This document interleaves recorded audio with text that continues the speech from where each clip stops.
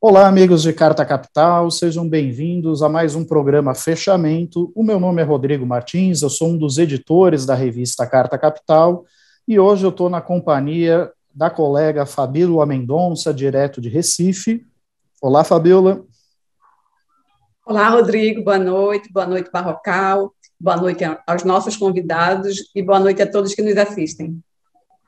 E também estou na companhia do repórter especial André Barrocal, direto de Brasília. Boa noite, André.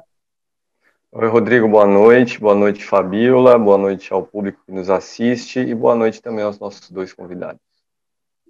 E, como já foi antecipado aí pela Fabíola e pelo André, nós temos dois convidados essa noite. O deputado Alencar Santana, líder da minoria na Câmara, que vem aqui falar um pouquinho sobre o projeto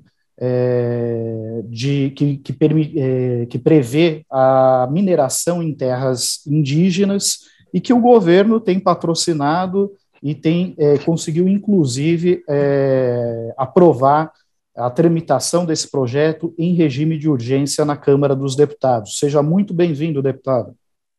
Eu que agradeço, um prazer aqui estar com vocês, cumprimentar a nossa ministra, todos aqui da Carta Capital. Uma boa noite a todos que nos acompanham. Agradecer o convite.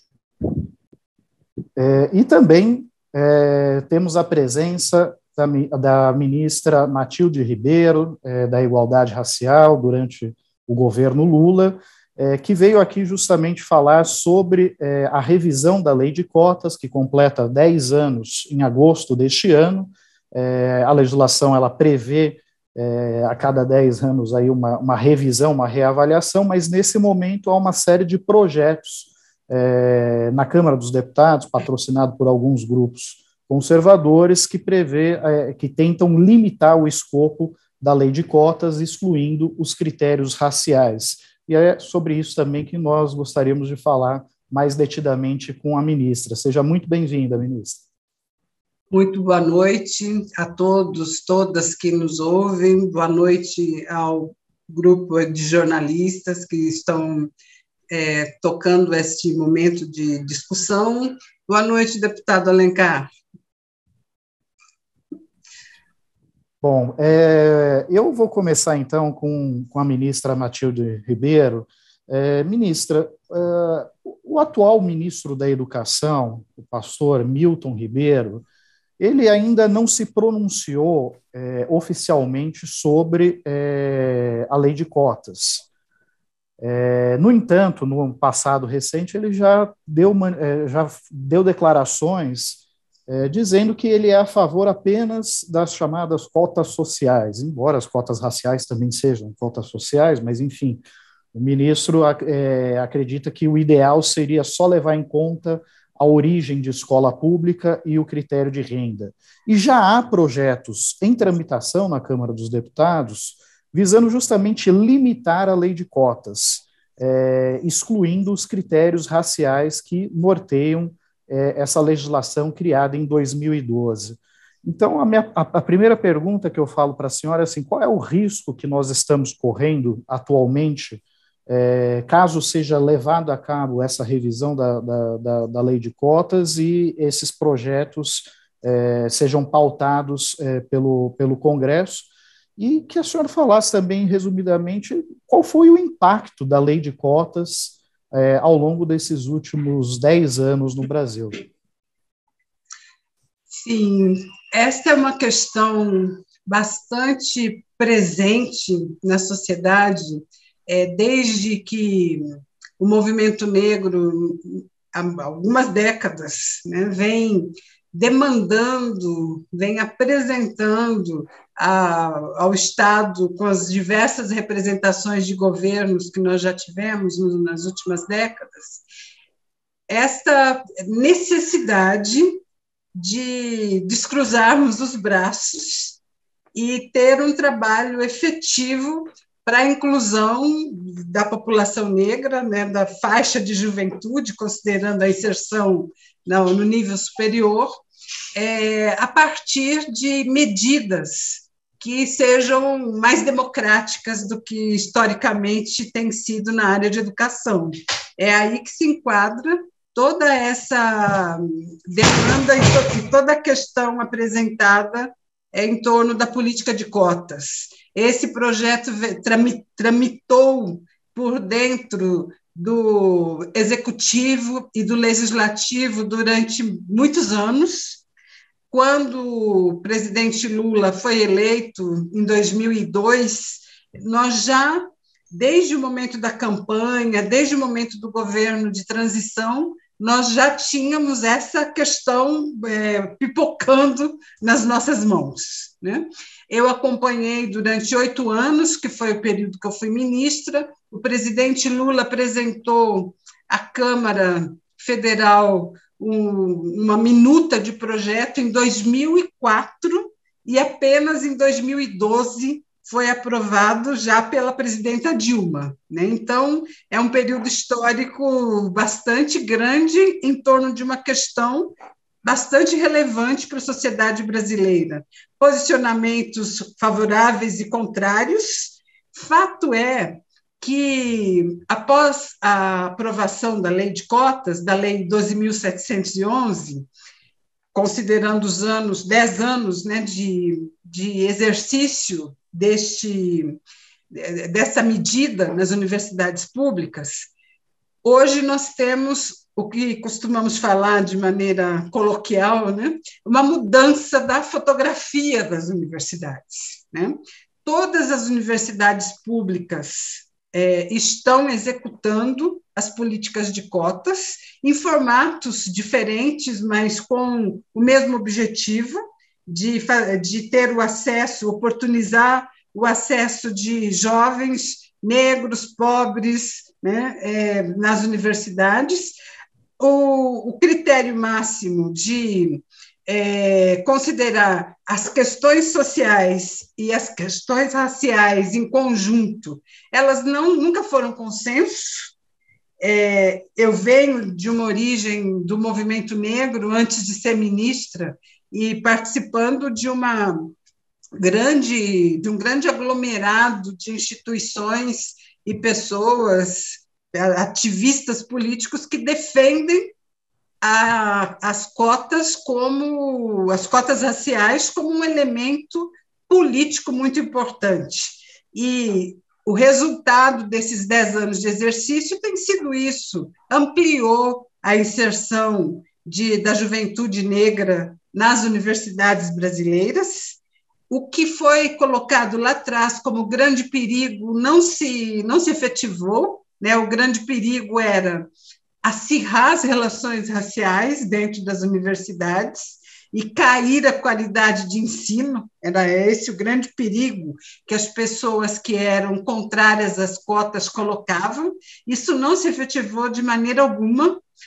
O conflito racial ele existe desde que o Brasil foi invadido, né? Não é de hoje.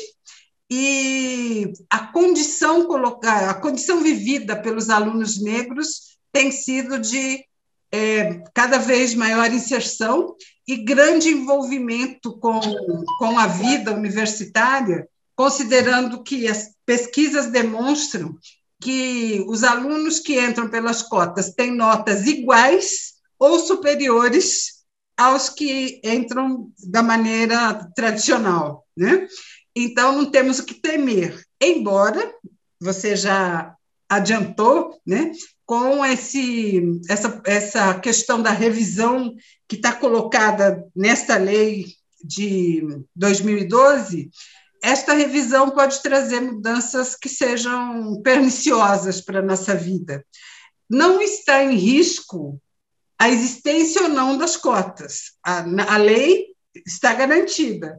O risco é de se colocar neste momento avaliações e visões políticas como estas que tiram a importância das cotas raciais, né? Este é o risco. E a sociedade brasileira e também os setores políticos, desde o movimento negro até instituições públicas e privadas, estão debatendo a questão. É importante a aproximação com o parlamento, considerando que não devemos temer a revisão, porque todas as políticas públicas têm que ser monitoradas e avaliadas, mas temos que reafirmar cada vez mais a importância da garantia das cotas raciais. Esse é o fio dessa meada, e é para isso que nós estamos lutando. Deputado Alencar, boa noite. Nós temos aqui um roteiro para o programa, e agora, então, me cabe fazer uma pergunta para o senhor sobre a lei da exploração de minérios em terras indígenas, né? Por isso que o senhor foi convidado, por causa desse tema. Mas antes de lhe fazer a pergunta, eu queria informar rapidamente aqui para quem nos assiste e não está familiarizado, que essa é uma lei que foi proposta em 2020 pelo governo Bolsonaro, e que ontem o plenário da Câmara dos Deputados aprovou uma proposta de tramitação urgente desse projeto, o que significa que ele pode ser votado em plenário a qualquer momento, sem seguir os trâmites normais da Câmara. E essa proposta de urgência foi apresentada pelo líder do governo Bolsonaro na Câmara, o deputado Ricardo Barros. Agora, deputado Alencar, vem a minha pergunta. Ontem o plenário da Câmara aprovou essa urgência com relativa facilidade, foram quase 100 votos de diferença. E essa aprovação aconteceu apesar de ter havido uma manifestação na porta do Congresso Nacional com vários artistas, o principal deles, a estrela do evento, era Caetano Veloso.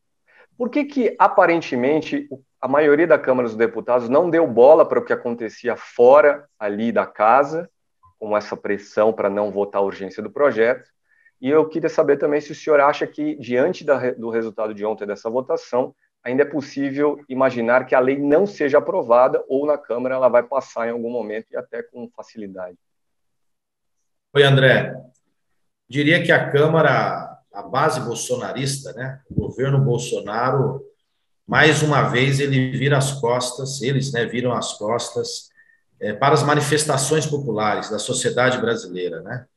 Ontem foram belos atos representativos, um no Salão Negro do Congresso Nacional, com a presidência do Senado, comandado ali pelo Caetano Veloso, e depois um ato gigantesco, fora, né, na porta do Congresso, milhares de pessoas, comunidades indígenas, ambientalistas, juventude, com diversos artistas, né? E ali que se manifestavam claramente em defesa do meio ambiente, da Amazônia, das comunidades tradicionais, enfim, do planeta como um todo, né? E eu alertei durante a votação justamente dessa covardia, né? De um Congresso que vira as costas ao seu povo, que pouco se importa com o clamor popular, com as manifestações e finge que nada está acontecendo. É uma política destrutiva e diria que covarde. Covarde porque eles usam a desculpa da guerra para concluir um intento que é desde o início do governo. Foram tão covardes como foi o deputado Arthur Duval na agressão às mulheres que ele fez lá na Ucrânia, utilizando a guerra, agredindo ainda mais as mulheres, não só de lá, mas de todo mundo. E o governo Bolsonaro usa a desculpa da guerra, dizendo que precisa explorar potássio para produzir fertilizantes e que precisa autorizar a mineração em terras indígenas. Isso é uma verdadeira mentira. Primeiro, porque os estudos indicam que as grandes reservas de potássio não estão lá, né? Estão no Sudeste, estão em Sergipe, enfim, não está nas reservas, nas áreas amazônicas, nas reservas indígenas.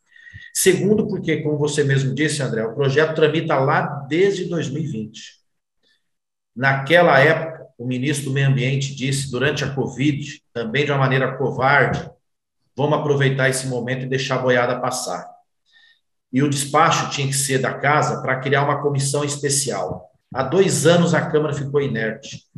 Teve 1 ano do presidente Lira, não se criou a comissão para fazer o debate. Agora tiram da cartola, votam de maneira urgente, atropelando a oposição, atropelando o clamor popular, e ontem votaram a urgência que quebra com o rito normal, né, de debates, de discussões. É um projeto que afeta profundamente o nosso país, uma imensa gravidade, e que não dá para ser votado sem um debate, sem ouvir as pessoas que serão, né, diretamente atingidas, sem ouvir especialistas, sem ouvir ambientalistas, enfim, sem ouvir estudiosos, o mundo acadêmico, outras lideranças políticas, para que, se a gente quiser, de fato, buscar a saída, que seja um texto amplo, mas não é o que eles querem. Eles usam uma desculpa da guerra, usam uma desculpa da necessidade de fertilizantes, sendo que o governo jogou contra, o próprio governo jogou contra, ao não terminar uma planta industrial de fertilizantes da Petrobras, ao entregar uma outra, a própria Rússia, né? E sem produzir. Então, esperamos. Agora, a votação deles não foi tão ampla. Teve uma margem grande em relação à oposição, mas eles só tiveram 20 votos a mais, 21, salvo engano, em relação ao número mínimo para aprovar a urgência. Eram necessários 257, eles tiveram 278. Eles tiveram receio em determinado momento, mas conseguiram aprovar. Não será fácil reverter essa votação, porque o intento destrutivo da política bolsonarista está em curso e numa velocidade tremenda, né? Na velocidade tremenda. Mas o ato de ontem ecoou. Se conseguirmos nesse mês, que eles estão dizendo que o presidente da Câmara dizendo que vai montar um grupo de trabalho, se a gente conseguir ecoar as manifestações contrárias, né, de um tema extremamente delicado, eu creio que é possível a gente derrotar, porque não tem sentido aprovar algo dessa maneira, de tamanha violência, com tanta rapidez, no ano eleitoral, sem qualquer debate, né? Então, a gente tem que se manifestar. Espero que a sociedade, quem ontem, esse grupo de artistas ambientalistas, conseguiram fazer 2 belos atos, continue firmes na luta para que a gente pressione o Congresso a reverter essa medida. Ministra, eu queria lhe fazer uma pergunta em relação a 2 questões. Uma é a representatividade, né? As cotas, né, estão dando acesso a pessoas que antes não conseguiam entrar na universidade. Eu entrevistei a reitora da Federal do Sul da Bahia, a professora Joana, e ela falou um pouco sobre isso, né? Claro que ela não foi cotista, na época dela ainda não tinha esse tipo de cota, mas ela é uma mulher negra, eleita pela comunidade acadêmica, e hoje é reitora da universidade, e ela falou da representatividade que isso tem para a população parda e preta. Então, eu queria lhe ouvir em relação a isso, o quanto a cota também contribui para que pessoas pretas e pardas e indígenas, né, ocupem alguns espaços antes não comuns.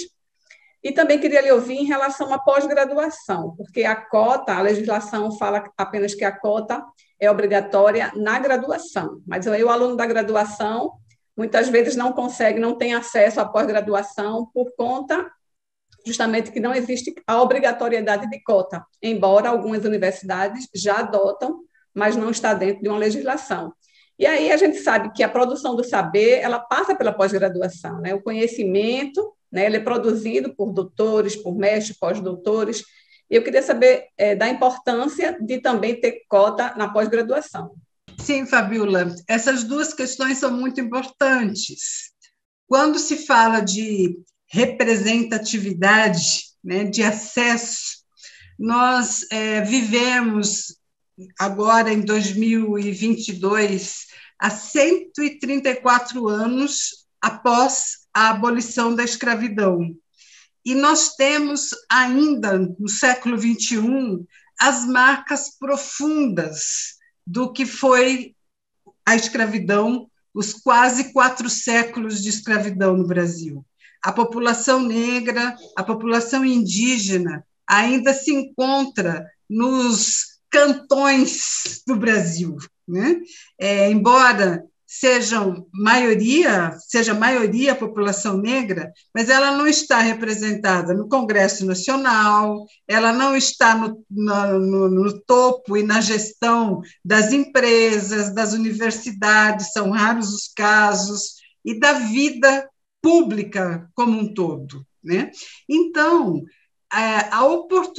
criar a oportunidade para que amplie, aumente o número de jovens negros nas universidades públicas, isso como eu disse na minha intervenção anterior, é notório o crescimento, né? A ampliação dessa presença, ela nos traz outros olhares, né? Outras possibilidades. Né? Hoje, os jovens negros que estão no ensino médio ou no início da vida escolar, as crianças, elas já têm a possibilidade de verificar que universidade é lugar para negro também, né? O que a história não oportunizou. Né? Eu entendo a representatividade a partir daí, a importância da mudança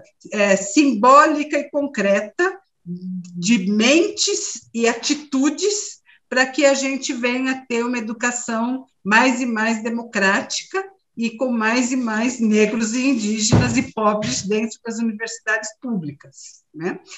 E as cotas na graduação, elas têm sido desenvolvidas de maneira marcante, de maneira positiva, né? Mudando não só o aspecto educacional, mas mudando a vida das pessoas, né? A inserção social das pessoas. E se é válido para a graduação, sem dúvida é válido também para a pós-graduação. Concordando contigo, né? Que é no campo da pós-graduação que se dá a chamada produção de conhecimento, né? Sem desconsiderar o saber popular, é lógico, né? Sem desconsiderar toda a contribuição que o conjunto da população tem para a vida brasileira, mas nós temos que também colocar luzes neste espaço, que é o espaço da pós-graduação, e que, por toda a consequência da pobreza, da baixa inserção e baixa presença na vida política do Brasil, os estudantes negros não continuam os seus estudos após a graduação ou mesmo após o ensino médio. Então, a perspectiva das cotas no campo da pós-graduação, ela é bastante incisivamente colocada de maneira política pelos movimentos sociais e também pelos setores democráticos brasileiros. Né? A sua importância já está mais do que comprovada, já está mais do que construída. O que é preciso agora é ter passos largos para transformar essa necessidade em lei, assim como foi a Lei 12.711. E as duas pontas se complementam. A inserção no campo universitário, ela incrementa, né, a participação política e a presença social, somadas essas questões, as outras políticas públicas, sem dúvida, né, a moradia, a saúde, a cultura, uma área da política pública não sobrevive de maneira eficiente e profunda sem a outra. Né? Nós estamos falando de educação aqui apenas como um campo a ser desenvolvido, mas lembrar desta necessidade de uma articulação mais ampla é importante. Então, a luta tem que ser firme e forte para que permaneça na graduação e amplie para a pós-graduação. Obrigado, ministra. A Valéria Souza, que está nos acompanhando, ela também notou essa mudança do perfil das universidades e diz que mudou para muito melhor, tá? Mais representativa, só que sente a falta disso na docência, né? E eu gostaria de pontuar apenas um aspecto. Isso são dados que foram divulgados pela Andifes, que é a Associação dos Dirigentes, dos Reitores das Universidades e Institutos Federais de Ensino. Em 2010, antes da aprovação da Lei de Cotas, os pretos e pardos correspondiam a apenas 40% do universo de estudantes nessas instituições. E, em 2018, o cenário ele se altera e eles já passam a ser maioria, 51,2% em 2018. Então, houve aí, de fato, uma inclusão significativa da população preta e parda nas universidades federais. A participação dos brancos, ao contrário, caiu de 53,9% para 43,3%. No entanto, isso não significa que os brancos foram excluídos, porque houve um aumento, houve uma expansão da oferta de vagas nas universidades federais, que fez com que o número de estudantes de graduação brancos passasse de 353 mil em 2010 para 520 mil em 2018. Quer dizer, ministra, me parece que foi um jogo de ganha-ganha, ninguém perdeu aqui. Então, por que ainda existe essa reação tão forte de alguns setores da sociedade às cotas raciais? A sua pergunta, ela nos remete a refletir sobre os efeitos do racismo, né, o chamado racismo estrutural, na vida da população brasileira, né? Pelo senso comum, ou mesmo pelas posições políticas contrárias à implementação das cotas, vive-se sempre a crença de que é um privilégio para os alunos negros estarem nas universidades a partir das cotas, desconsiderando um passado e uma vida histórica que coloca sempre a falta de oportunidade como sendo o condutor da política pública nesse país. Se nós formos analisar historicamente, o sistema de educação ele foi desenvolvido a partir da lógica seguinte: os filhos da classe média acima estudam desde muito jovens, de muito criança, de muito novos, nas melhores escolas das cidades, escolas pagas, e quando vão entrar na universidade, há uma inversão. Eles vão para as universidades públicas, consideradas de maior potencial acadêmico. Os filhos da classe trabalhadora, né, os filhos dos pobres, estudam a vida inteira em escolas públicas, e, infelizmente, historicamente, com uma queda na qualidade de ensino. E quando vão para as universidades, eles vão estudar em escolas pagas, né? É uma inversão de valores, né? Então, essa visão de que as cotas são perniciosas, de que elas não devem continuar porque elas criam privilégios para os negros, é uma visão altamente racista, altamente burguesa, antidemocrática, né? E nós temos que tomar consciência disso para avançarmos mais e mais na construção de um país inclusivo, né? Então, de novo, essa visão da não pertença é, sem dúvida, de novo, mais uma vez, o racismo batendo nas nossas portas, e temos que trabalhar para superá-lo, né? O Brasil não merece continuar na sua trajetória de vida sendo tão racista, tão perverso, tão excludente. Nós temos que aproveitar as nossas riquezas para nos tornarmos mais potentes também como cidadãos, como seres humanos, acreditando nas nossas potencialidades que não passam pela cor das pessoas, passam pela questão se elas têm ou não têm oportunidades na vida. Eu acredito piamente nisso. Eu gostaria de fazer uma pergunta ao deputado Alencar. Esse projeto que autoriza o garimpo, né, nas terras indígenas, alguns parlamentares já apontam uma inconstitucionalidade aí, né? Ainda que ele passe na Câmara, que não é tão difícil, né? Talvez no Senado tenha um pouco mais de resistência, esse grupo de deputados fala até em judicializar a questão, né, de recorrer ao STF. Eu queria saber se o senhor concorda que o projeto é inconstitucional, explicasse um pouco mais por que é inconstitucional, e se seu partido também já demonstrou o interesse de judicializar a questão.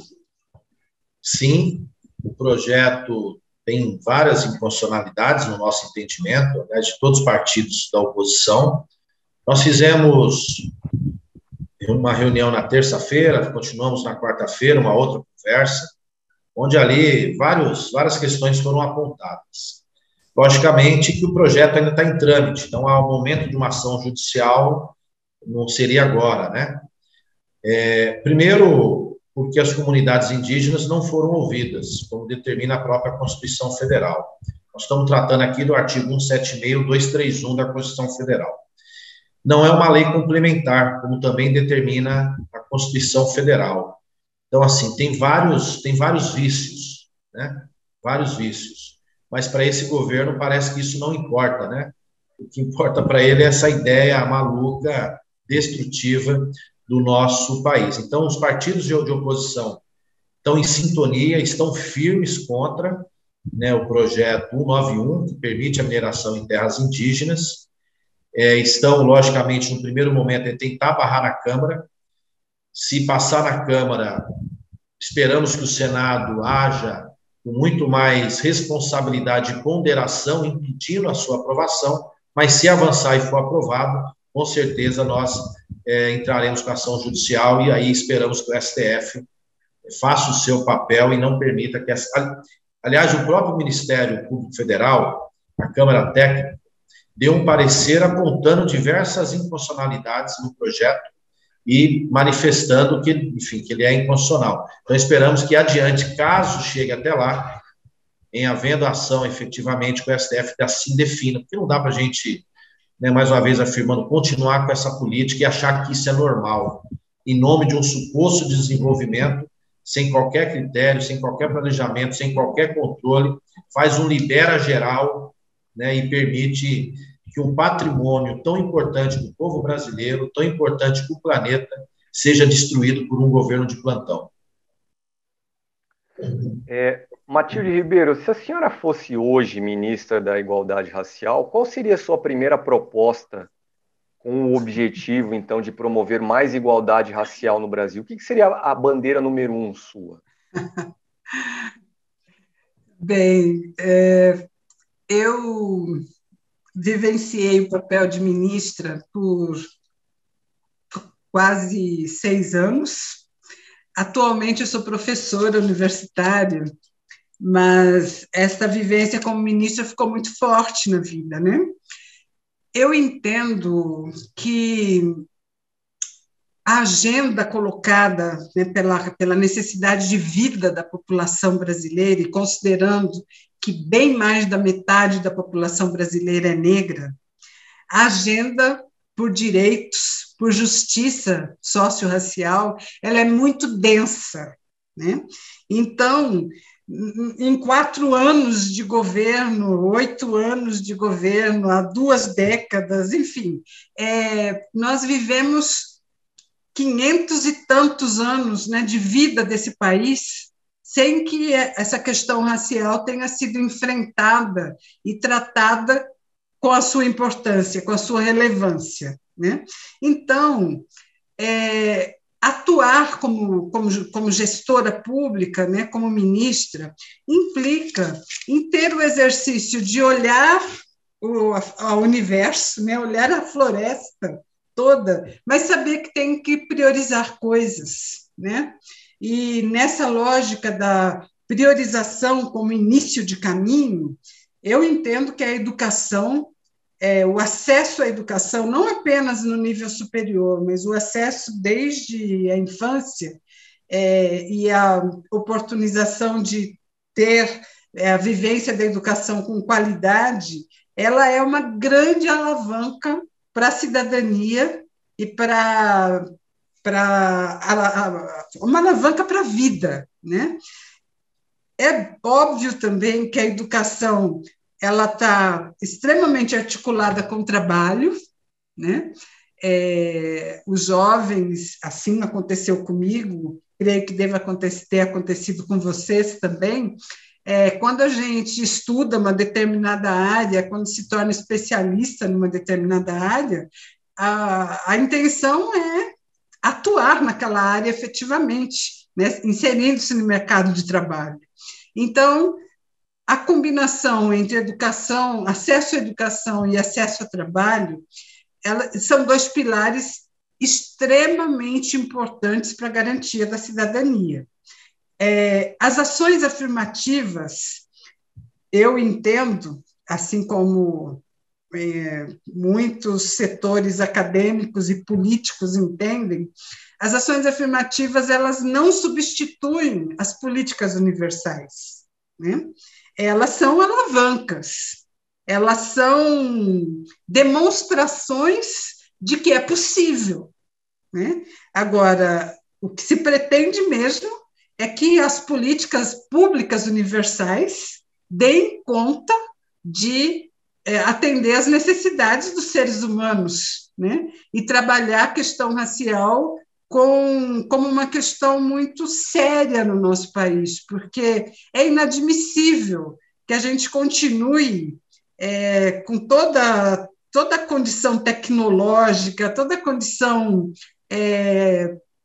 teórica, política que nós temos no nosso país, ambiental, né? Estamos falando a partir das intervenções do deputado nas questões ambientais e de acesso à terra, acesso a direitos a partir da terra, todas essas questões são fundamentais, tendo a questão racial como um foco importante de ser enfrentado. É impossível continuarmos vendo jovens sendo mortos à torta e à direita pelo Brasil afora, pelos simples fatos de serem negros, né?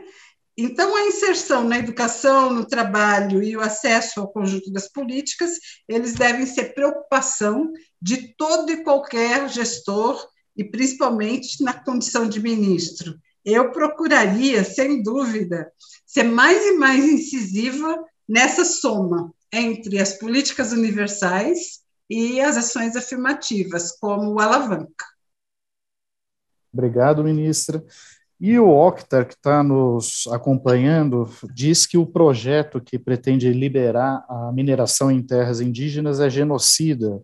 Já o José Pedro qualifica como uma ofensiva contra o povo indígena e lamenta o fato do Brasil estar refém de um parlamento entreguista e fica difícil para a minoria com caráter trabalhar. Lamentável, diz ele.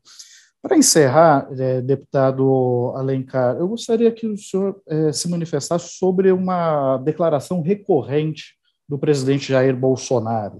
Sempre que questionado a respeito disso, ele diz, como se fosse um representante dos povos indígenas, que os índios eles querem explorar as suas terras, querem prosperar economicamente, e eu gostaria de perguntar para o senhor se isso é verdade ou é mais uma das mentiras do governo, de um governo que, por exemplo, chegou a usar a guerra da Ucrânia como justificativa para acelerar a tramitação desse projeto, sobretudo levando em conta que nos últimos meses nós assistimos vários conflitos envolvendo garimpeiros e povos indígenas, porque os garimpeiros invadiam as terras indígenas para explorar minérios naqueles locais, e os índios respondiam, e havia confronto, morte, e por aí vai.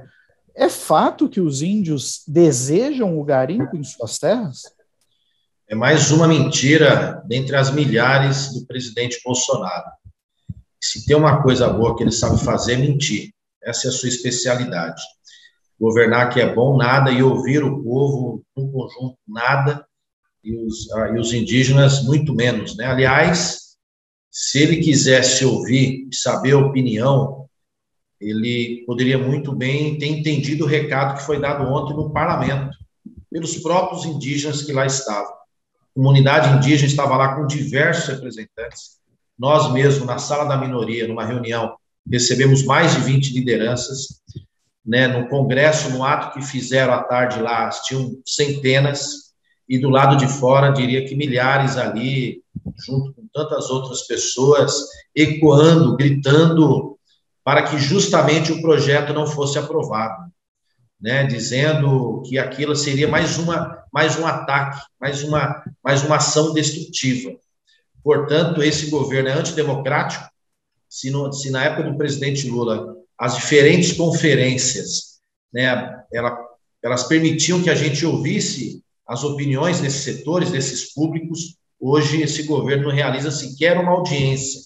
Então, é mais uma mentira para justificar a sua ação, a ação do seu governo, que infelizmente tem no Brasil como objeto. É um governo que, sim, tristemente, nós estamos vivendo uma guerra que pode ter transtornos outros, ainda piores, né, dessa guerra, nesse momento, entre Ucrânia e Rússia. Nós estamos vivendo uma verdadeira guerra no nosso país, só que uma guerra comandada pelo presidente contra o seu próprio povo. Foi assim na pandemia, é assim na educação, é assim na saúde, é assim nas políticas sociais. Aqui a ministra falando da política de cotas, por exemplo, o presidente que a todo momento atacou o povo negro e ataca, e assim também é no meio ambiente as comunidades indígenas.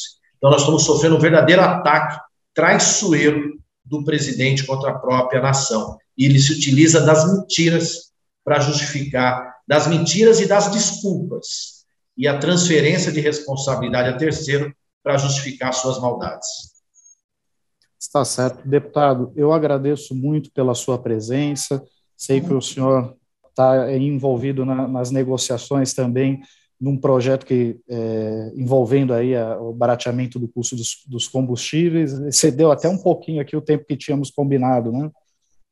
Não, eu que agradeço o convite, muito bom, obrigado, Rodrigo, né? Obrigado, Fernanda, obrigado, André, parabéns à ministra novamente, e estamos juntos também para que a gente possa prorrogar a política de cotas iniciada no governo Lula, que transformou a sociedade brasileira e que precisa continuar. Né? Um forte abraço a todos, nosso boa noite. Obrigado, deputado, e também agradecer a presença da ministra Matilde Ribeiro, que comandou a pasta da igualdade racial durante o governo Lula. Ministra, muito obrigado pela sua atenção e pela sua participação no nosso programa. Obrigada a vocês. É sempre muito bom poder estabelecer esse diálogo que passa pelos caminhos midiáticos e chegam mais longe do que a gente consegue no nosso dia a dia, das nossas reflexões. Muito obrigada e até a próxima. Até mais, ministra. Bom, e nós vamos dar continuidade aqui ao nosso programa com as pautas da semana, mas antes eu gostaria de perguntar para o Barrocal. O Barrocal, ele traz uma reportagem na edição impressa de Carta Capital, que mostra mais uma bandalheira fardada, né, no governo Bolsonaro. Barrocal, conta para a gente alguns detalhes dessa bandalheira, sem, obviamente, revelar todos os segredos da sua matéria, para manter o interesse dos leitores em comprar a revista. Rodrigo, o presidente da finada CPI da Covid, o senador Omar Aziz, certa vez, durante uma sessão, usou a expressão lado podre das Forças Armadas. Inclusive, isso causou uma reação dura do ministro da Defesa, o general da Reserva, Walter Braga Neto, ele que é hoje cotado para ser vice na chapa de Jair Bolsonaro, que concorrerá à reeleição. E a minha reportagem da semana conta mais um tipo de história esquisita envolvendo militares e compras governamentais. Só que nesse caso específico, a gente não está falando apenas de fardados das Forças Armadas, mas também de fardados da Polícia Militar. São histórias a respeito de duas licitações realizadas no ano passado por dois órgãos federais. A Secretaria de Saúde Indígena, uma repartição do Ministério da Saúde. Essa secretaria é comandada desde fevereiro de 2020 por um general, o nome dele é Robson Santos da Silva. E a outra licitação foi realizada também no ano passado pelo ICMBio, que é um dos órgãos ambientais do governo. E na época desses acontecimentos, do ICMBio, na época dessa licitação, o Instituto era comandado por um policial militar de São Paulo, o senhor Fernando Lorenzini. Essas duas licitações contrataram serviços de táxi aéreo prestados por helicópteros, por empresas que têm helicópteros e os oferecem aí para órgãos públicos, por demandas específicas. E ambas as licitações tiveram entre os seus vencedores uma mesma empresa, o nome dela é FlyOne, que nas duas disputas apresentou ali algumas, digamos, esquisitices documentais e técnicas a respeito das suas próprias aeronaves. A reportagem conta, então, o que é essa esquisitice e lança luzes sobre o porquê que órgãos públicos federais comandados por fardados teriam, digamos, feito vistas grossas para essas esquisitices e levado adiante a contratação da empresa. Uma empresa que, veja só, em 2020 teve uma receita de 23 milhões de reais, graças a esses dois contratos firmados em 2021, vai ganhar ao longo de 12 meses 80 milhões de reais, quase 4 vezes mais. Baita negócio para ela, mas para os cofres públicos fica a dúvida se de fato foi um bom negócio. Convido a todos que leiam então essa reportagem na edição impressa ou então na edição digital de Carta Capital, que chega amanhã para os leitores. Pois é, você vê que feito monumental, né? Em plena crise, pandemia, guerra na Ucrânia, uma empresa consegue quadruplicar o seu faturamento. Essa mágica realmente é assombrosa. Mas eu vou chamar aqui um vídeo que foi gravado pelo Sérgio Lírio, redator-chefe de Carta Capital e nosso correspondente em Lisboa, que faz uma análise sobre a guerra econômica travada entre os Estados Unidos de Biden e a Rússia de Putin. Cacá, solta o vídeo para a gente, por favor. Exatas 2 semanas após a invasão à Ucrânia, os ministros das Relações Exteriores dos dois países, o russo Sergei Lavrov e o ucraniano Dmytro Kuleba, se reuniram na Turquia. O mais importante e mais relevante encontro entre as partes desde o início do conflito deu, no entanto, em nada. Nem mesmo um cessar-fogo de 24 horas foi aceito. Na entrevista coletiva logo depois da reunião, Lavrov deixou claro que a Rússia não pretende ceder às sanções ocidentais. Multinacionais continuam a deixar o país. Os Estados Unidos interromperam a compra de petróleo e a Europa aumentou as restrições aos oligarcas ligados a Putin. O Kremlin, por sua vez, anunciou uma redução das exportações de matérias-primas, petróleo e trigo incluídos. Restringiu também, por sua vez, as redes sociais norte-americanas e fala até mesmo em deixar a internet global e se juntar a uma rede mais aos moldes chineses.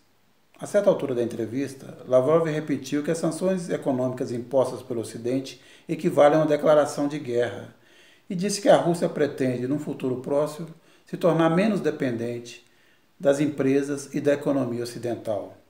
Não vamos persuadi-los a comprar o nosso petróleo e gás, declarou. Quase ninguém imaginava, mas a escalada do conflito arrisca criar 2 mundos distintos, como nos tempos da Guerra Fria. Mundos que não conversam, que não negociam, mundos que se estranham e se estudam. A consequência imediata da escalada desse conflito é uma piora na perspectiva de recuperação da economia global, que anda tão desigual e tão lenta. O aumento do petróleo, o aumento dos preços dos alimentos tende a gerar mais inflação, mais miséria, mais dificuldade para a população. Isso vai acontecer de norte a sul, do Chile, passando pelo Brasil, ao Japão. Pois é, e a Gisele Saviani, que está nos acompanhando aqui na transmissão, ela pergunta, outro aumento da gasolina, isso é reflexo da guerra? Aonde vamos parar? Bom, Gisele, em parte é reflexo da guerra, né? A Rússia tem a 4ª maior reserva de petróleo do mundo, mas é o 2º maior exportador, pelo menos até o início da guerra na Ucrânia, era assim, e 40% de todo o gás natural consumido na Europa é proveniente da Rússia. Então, por conta desse embargo econômico que está sendo feito por Biden no caso do petróleo e de todas as demais sanções, as ameaças da Rússia e tal, isso provoca uma oscilação, uma variação de preços do barril de petróleo muito forte. Então, se no início do ano o barril de petróleo estava bem abaixo dos $100, ele chegou a ter picos nessa semana de $140 e continua acima de $110. É um patamar que não se via há pelo menos 8 anos, né? Então, tem sim um impacto da guerra, mas também tem uma decisão política do governo Bolsonaro de fazer repasses automáticos, né, do preço dos combustíveis, conforme a variação do preço do petróleo no mercado internacional. Antes, nas gestões de Lula e Dilma, havia uma preocupação em tentar segurar um pouco esses aumentos, né, em tentar escalonar isso, e isso foi alvo de intensas críticas, né, por parte de setores do mercado, dos liberais, tal, porque viam aí prejuízos horrendos aos acionistas da Petrobras. Mas o prejuízo causado à população brasileira como um todo por conta desses sucessivos aumentos do preço dos combustíveis, aí esses analistas do mercado, esses agentes econômicos, esses teóricos liberais, eles costumam desconsiderar um pouco. O fato é que a Petrobras ela acaba de anunciar um reajuste no preço dos combustíveis, um aumento de 18% no preço da gasolina, de quase 25% no preço do diesel, né, que é utilizado aí pelos caminhões e que, portanto, deve impactar no preço de praticamente todos os bens de consumo no Brasil, já que a nossa base de transporte é, sobretudo, rodoviária, né? E também um aumento de 16% no preço do gás de cozinha, né? Então, se já estava caro para muitas famílias adquirir gás de cozinha, e várias delas estão migrando aí para fogão a lenha, se expondo a risco de incêndio, inclusive, esse é um cenário que pode se acentuar ainda mais. Mas eu gostaria de perguntar para o Barrocal o seguinte, na verdade são duas dúvidas, Barrocal. Primeiro é o seguinte, o governo ele acenou com a possibilidade de voltar a oferecer incentivos fiscais, financeiros para o setor de óleo e gás. Mas somente em 2020 foram gastos mais de 52 bilhões de reais em renúncias fiscais para esse setor, sendo que o orçamento do Ministério do Meio Ambiente, a título de comparação, foi de 2,5 bilhões de reais, quer dizer, 20 vezes menos, né? E a outra proposta que foi votada e aprovada no Senado hoje foi de criar uma espécie de mecanismo de compensação de preços, de tentar segurar melhor, regular melhor esses preços. Eu gostaria, se você pudesse explicar como que funcionaria exatamente esse mecanismo e se ele é interessante, e qual é o impacto que esse reajuste dos preços, com um inevitável reflexo na inflação, no preço de outros bens de consumo, inclusive dos alimentos, pode ter para os projetos de reeleição de Jair Bolsonaro. Vamos lá, Rodrigo, por partes. Primeiro, a respeito do projeto aprovado hoje no Senado.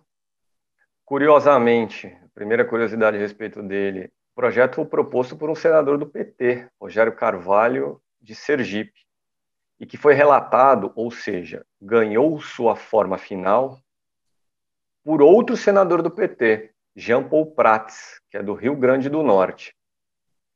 E, basicamente, o que esse projeto propõe é criar um fundo, eles mudaram o nome para chamar de conta, é um fundo, porque se chamasse fundo, isso ficaria sob controle do governo federal, a ideia não é exatamente essa, mas você cria uma espécie de fundo abastecido com recursos, sobretudo, do próprio governo federal, recursos, por exemplo, que o governo vai receber por ser acionista da Petrobras, por ter direito, portanto, a dividendos pagos pela empresa.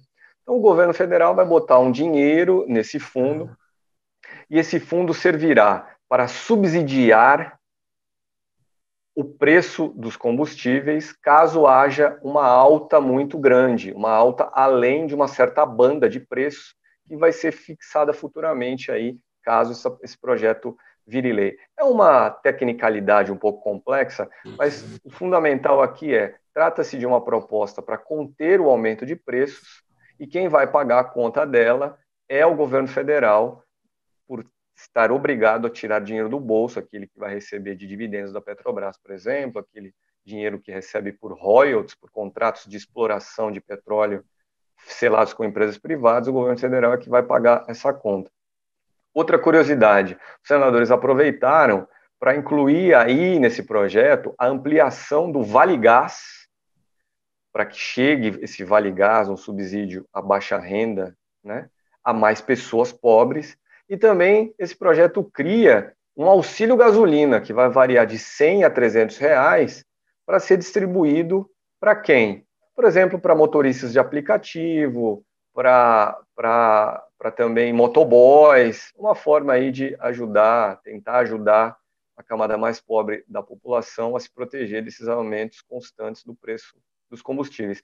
O Senado aprovou outro projeto hoje, esse tinha nascido na Câmara, a Câmara o votou, mandou para o Senado, agora o Senado devolveu para a Câmara, que altera a cobrança de ICMS, que é um imposto estadual, no setor de combustíveis.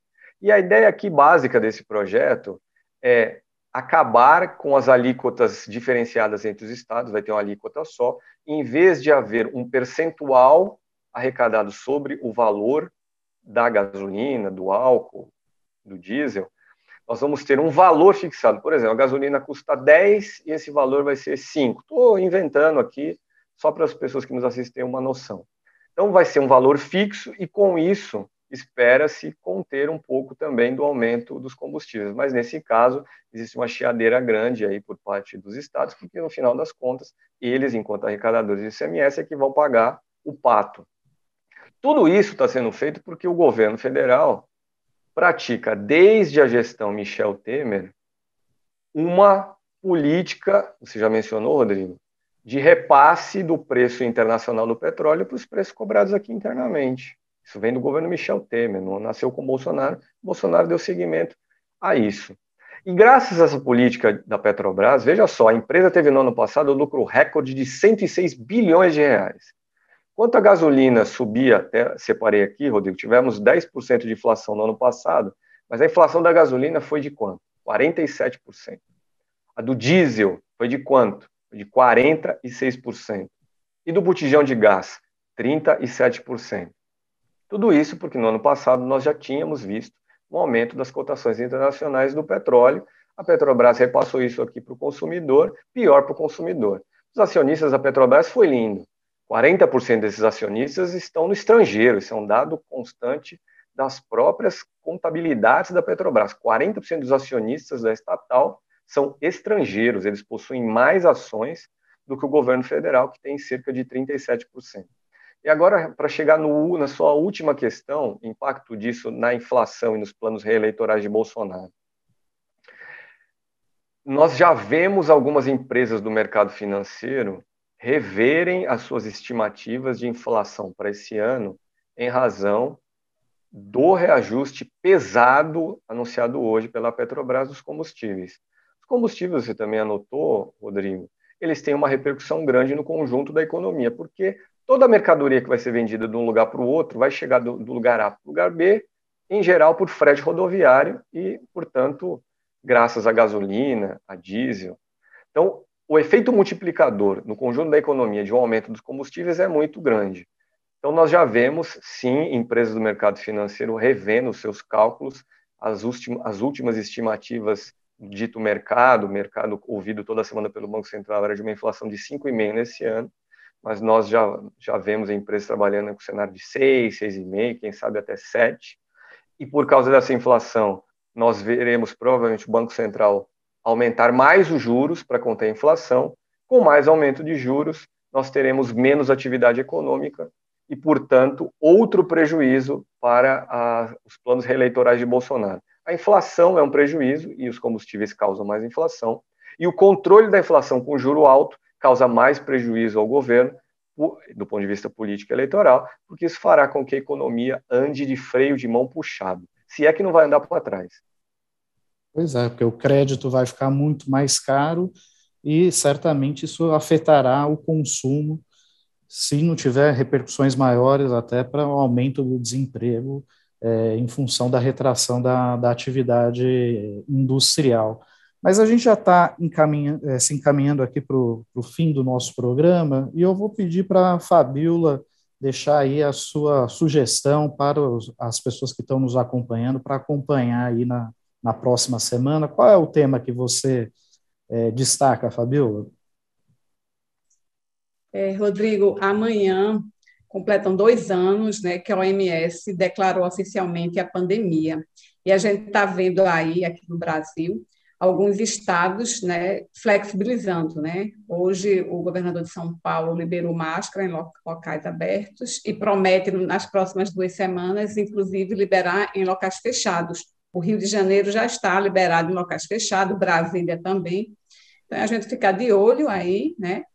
Se os outros estados vão seguir a mesma linha, o que isso pode representar. A gente tem aí grandes eventos previstos, a gente não sabe se vai acontecer, mas Carnaval que foi adiado no Rio e em São Paulo estão previstos para abril, né, na Semana Santa. Tem festival de rock previsto. Vamos ver se a comunidade científica está reagindo, está sendo contra, está pedindo mais cautela, né, nessa flexibilização. O ministro da Saúde também já sinalizou que pretende passar, né, do estágio de pandemia para endemia, está em estudo isso, o governo talvez também adote a flexibilização, então é a gente acompanhar um pouco isso. Tá certo, Fabíola. E, Barrocal, quem é o seu convidado amanhã no Poder em Pauta e qual é a sua sugestão aí para os nossos espectadores? Amanhã, Rodrigo, são convidados no plural, são 2, não é comum, mas já aconteceu no Poder em Pauta anteriormente. Volto a repetir o modelo. Será um programa temático sobre Petrobras e geopolítica do petróleo. Os convidados são o David Bacelar, ele que é coordenador da FUP, a Federação Única dos Petroleiros, ele já foi representante dos trabalhadores no Conselho de Administração da Petrobras. E o outro convidado é o William Nozaki, ele é um acadêmico, um estudioso, integra o Instituto Brasileiro de Estudos Estratégicos de Petróleo.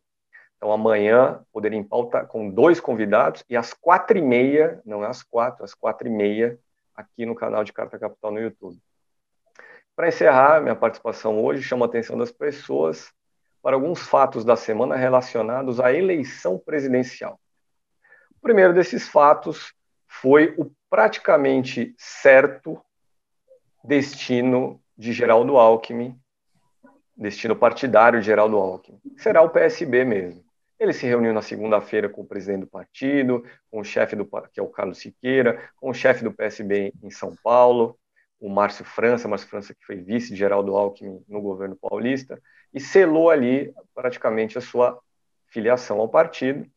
Só que ele não anunciou essa semana, aparentemente por ter havido aí um atravessamento. O presidente do PSB, o Carlos Siqueira, se antecipou, declarou isso na imprensa. O Alckmin parece que não gostou muito, porque, afinal, a primazia deveria ser dele anunciar o seu próprio destino partidário. O fato é que ele escreveu no Twitter que vai anunciar oficialmente só nos próximos dias, mas é quase certo mesmo que esse destino será o PSB. No dia em que Alckmin teve essa reunião com os caciques PCBistas, uma deputada pelo PSB, a Tabata Amaral, a deputada federal por São Paulo, jantou em São Paulo com uns ricaços. E consta, segundo relatos da imprensa, que ela falou muito mal de Lula, mal do PT, no fundo defendia uma candidatura da tal terceira via, essa que não tem voto, e arrematou as suas reflexões com uma declaração do tipo, bom, já que é para ter o Lula, então menos mal que seja com Geraldo Alckmin.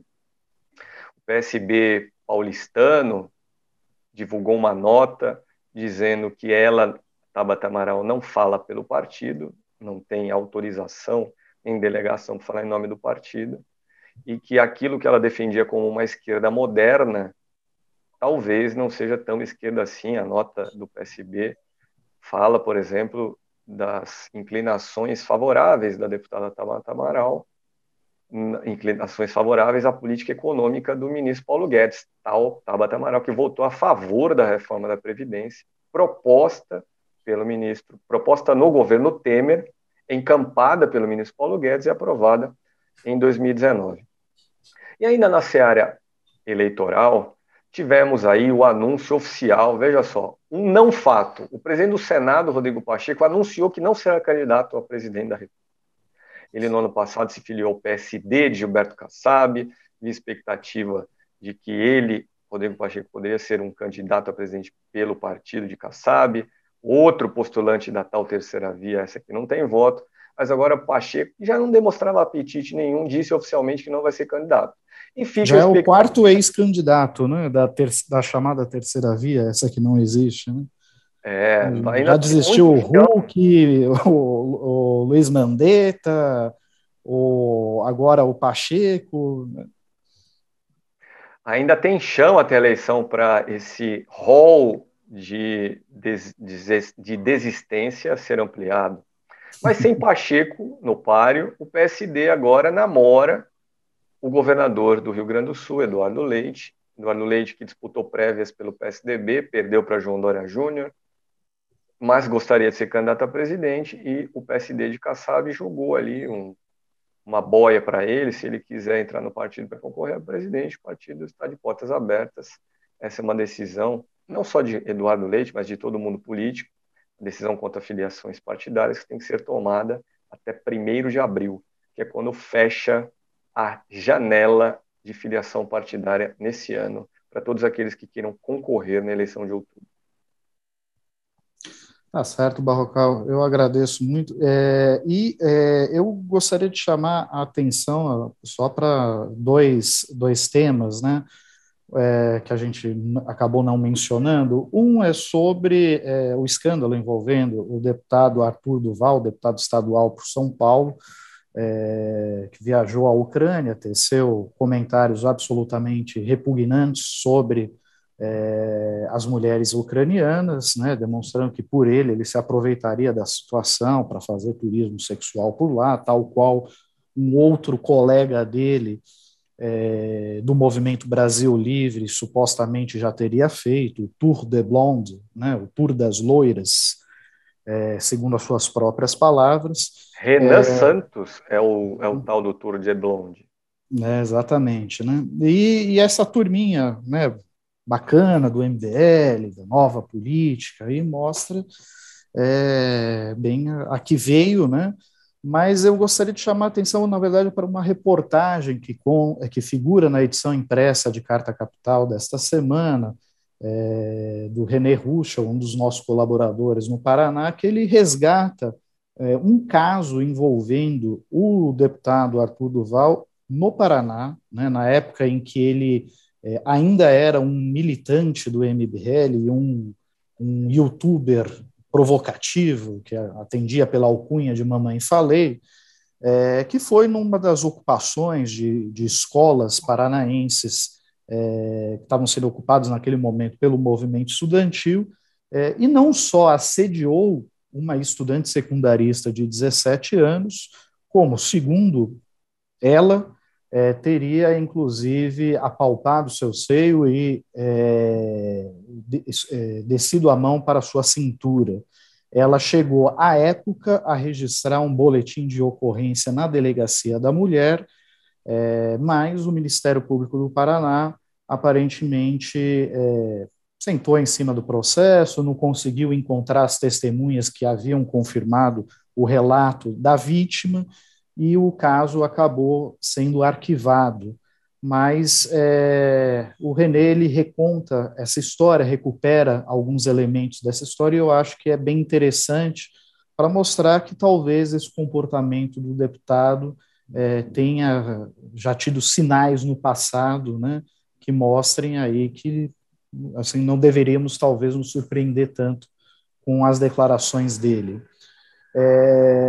E por fim, para encerrar, eu gostaria de pedir para o Cacá passar um vídeo rápido, um pequeno trecho aí de uma declaração do presidente Jair Bolsonaro. Cacá, por favor.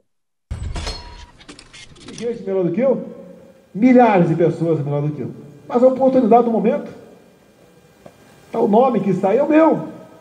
E eu tenho falado muitas vezes, eu não vejo a hora de um dia entregar o bastão da presidência, para poder ir para a praia, tomar um caldo de cana na rua, voltar a pescar na Baía de Angra, ter paz. Mas eu creio que uma coisa fala por tudo isso aí. Quem estaria no meu lugar se a facada fosse fatal? Como estaria o Brasil com essa pandemia? Agora, se essa pessoa um dia, esse partido, essa ideologia, essa gangue, essa quadrilha, roubar a nossa liberdade, aí complica a situação. Pois é, vira e mexe o pessoal se queixa que eu sou muito crítico ao governo Bolsonaro, que nunca aponto algo de concordância, de positivo. Pois aí está um exemplo de um ponto de concordância com o Bolsonaro. Eu também não vejo a hora do Bolsonaro passar o bastão. Não vejo a hora, assim, é um momento aí em que eu estou aí plenamente afinado com o desejo do ex-capitão. Não vejo a hora dele passar esse bastão também.